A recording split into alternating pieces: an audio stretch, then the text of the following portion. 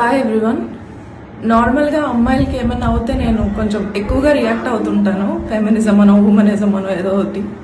But ఇవాళ నాకే అవుతుందని చెప్పి నేను ఎప్పుడు ఎక్స్పెక్ట్ చేయలేదు. అసలు నేనేం చేయలేదు కూడా. I'm just walking from Jagadamba junction to my office, PSC. It's located in Jagadamba junction. వస్తుంటే అక్కడ రాజాసాబ్ పోస్టర్ ఉందన్నమాట జగదాంబ థియేటర్ దగ్గర. నేను ప్రభాస్ ఫ్యాన్ యాజ్ యూజువల్గా కాబట్టి అది పిక్చర్ క్లిక్ చేస్తున్నాను. అప్పుడు ఒక అతను మాల వేసుకొని గ్రీన్ కలర్ డ్రెస్, మరి అది ఏ మాలో కూడా నాకు తెలీదు, అతను వచ్చి చాలా గట్టిగా అరుస్తున్నాడు అనమాట. నేనేమనుకున్నాను, అక్కడ ఆటో వాళ్ళు ఎవరో ఉండుంటారు, వాళ్ళ మీద అరుస్తున్నాడేమో అనుకుని నేను పెద్ద పట్టించుకోలేదు. ఓకే, నా పని అయిపోయింది. నేను రోడ్ క్రాస్ చేసుకొని అటు చర్చ్ వైపు నడుచుకుంటూ వెళ్తున్నాను.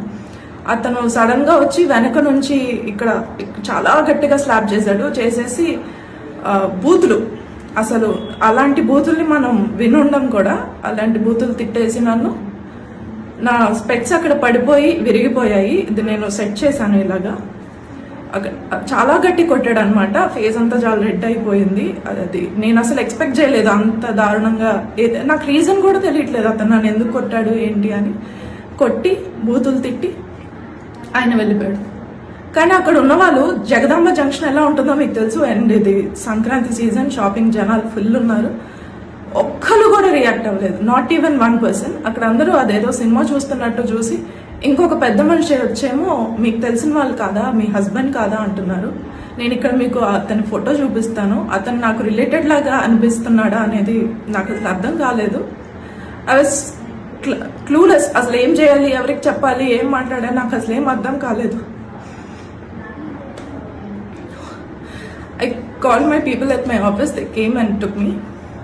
ఆ తర్వాత మేము పోలీస్ స్టేషన్కి వెళ్ళాము. కాల్ చేస్తాను, ఇక్కడ దిశ పోలీస్ స్టేషన్కి కాల్ చేస్తే అతను వచ్చారు. P Srinivas responded very well. అతను వెళ్ళి చెక్ చేశారు కూడా అక్కడ ఎవరైనా దొరుకుతారో. వాడు దొరకడు, ఎందుకంటే అక్కడ ఆటో స్టాండ్లో కొంతమందిని అడిగితే అతనేమో పిచ్చోడు, లేదంటే శ్మశానంలో ఉంటాడు, వాట్ ఎవర్, అతను ఏదైనా కొన్నాయి. అలాగా కొట్టడానికి అసలు లేదు, అతను నన్ను కొట్టడానికి లేదు, నా మీద అలా నోరేసుకొని పడిపోవడానికి లేదు. ఎవడో రోడ్డు మీద పోయేవాడు. ఇప్పుడు పొరపాటున అక్కడ తన ఏదో కత్తో ఏదో పట్టుకొని వచ్చి నన్ను పొడి చేసినా కూడా జనాలు అలానే ఉండిపోతారా?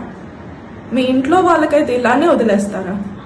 అండ్ ఈ వీడియో ఏదో నేను పబ్లిసిటీ స్టంట్ కోసమో లేదా కొంచెం సింపతి కోసమో ఇదేం కాదండి. అమ్మాయిలు, వర్క్ చేసే అమ్మాయిలు ఎంతో దూరాలు వెళ్తారు, ఎంతో దూరం నుంచి వస్తారు. We don't have people with us, we have to travel alone. అమ్మాయిలు, వాళ్ళ కోసం మీరు ఏం చేయొద్దు, జస్ట్ టేక్ స్టాండ్.